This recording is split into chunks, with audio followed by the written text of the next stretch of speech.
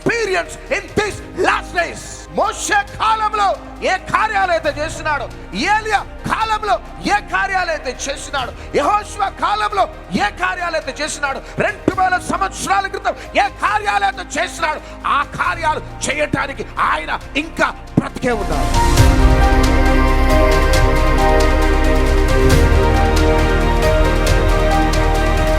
పరిశుద్ధాత్మ గాలి బయలుదేరబోతున్నది ప్రపంచంలో, భారతదేశంలో ఆ గాలి అభిషక్తులు లేపబోతున్నది అంతే.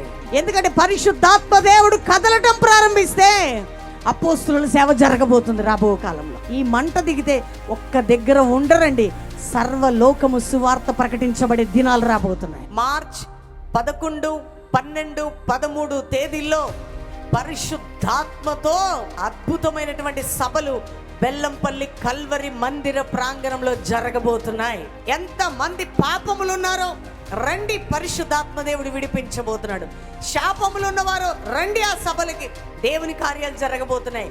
ఏ రోగ వ్యాధి బంధకాల్లో ఉన్నా యేసు పొందిన దెబ్బల వలన స్వస్థతనిచ్చే దేవుడే ఈ పిలుపునిస్తున్నాడు. దేవుడు బాగు చేయబోతున్నాడు, దేవుడు రక్షించబోతున్నాడు, దేవుడు స్వస్థపరచబోతున్నాడు. కాబట్టి మార్చి 11, 12, 13 తేదీలు బెల్లంపల్లి కల్వరి ప్రాంగణంలో మీటింగ్స్ కి ప్రతి ఒక్కరూ పాల్గొని దేవుని దీవెనలు పొందండి.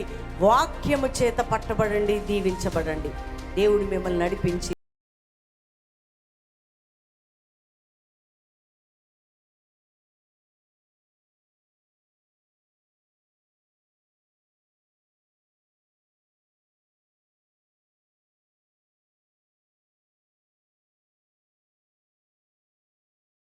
ఆత్మీయంగా ఎట్లా ఎదగాలి అనేది చాలా నేర్చుకోవచ్చు. ప్లస్ ముఖ్యానికి యూత్ ఎట్లా ఉండాలి, తర్వాత మన ఆత్మీయంగా పడిపోకుండా జీవితంలో ఎట్లా ఎదగాలి అనేది చాలా వాక్యం ద్వారా చాలా బలపరచు.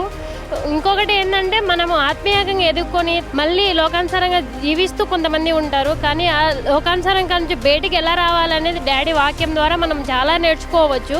చాలా సంతోషం అనిపించింది, ఆశీర్వాదకరంగా ఉంది. ప్రతి ఒక్కరు కూడా చర్చిలో సహవాసంతో కలిసి ఉంటే ఏ విధంగా ఉంటుంది, దేవుడు ఏ విధంగా ఆశీర్వదిస్తాడు, ఒంటరిగా ఉంటే సైతాన్ని ఏ విధంగా శోధిస్తుంది అనే విషయాల గురించి మాట్లాడారు పాస్టర్ గారు. చాలా మంచిగా అనిపించింది. గత 4 years నుంచి ఇక్కడికి రావాలని చాలా ప్రేరేపణతో ఉన్నా కానీ నాకు రానికి అసలు వీలు కావట్లేదు. నాకు చాలా సంతోషంగా ఉంది, ఎందుకంటే సార్ చెప్పిన వాక్యం చాలా హ్యాపీగా ఉంది. ఆత్మీయ జీవితంలో ఈ చర్చ్ నన్ను ఎంతో బలపరిచింది. ముఖ్యంగా అనాయింటింగ్ గురించి బాగా నేర్చుకున్నాను. అన్నిటికంటే ముఖ్యంగా నేను ఇక్కడ ఎంజాయ్ చేసేది ఏంటంటే చక్కటి ఆరాధన.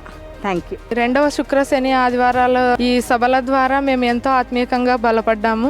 చెప్పాలంటే ఒక గత 3-4 నెలల నుంచి మాత్రమే మేము వస్తున్నాము. అయితే మా ఆత్మీయ జీవితంలో మేము ఎంతగానో బలపడినామని చెప్పచ్చు. మా సంఘంలో మేము ఎలా ఉండాలి అని ఇక్కడికి వచ్చి మేము నేర్చుకొని మేము మా సంఘంలో కూడా ఆ విధంగానే మేము ఉంటున్నాము. మేము ఎంతగానో ఆశీర్వదించబడినాము. ఈరోజు చెప్పిన వాక్యం ద్వారా అయితే మరింత బలపడ్డాము. దేవుణ్ణి మనం అవి కావాలి ఇవి కావాలని మనకు కావాల్సినవి అడుగుతాం, కానీ అసలు దేవునికి ఇష్టమైనట్లు మనం ఉన్నామా లేవా, ఆయన చిత్త ప్రకారం మనం జీవిస్తున్నామా లేదా అని మమ్మీ చాలా స్పష్టంగా మాట్లాడారు.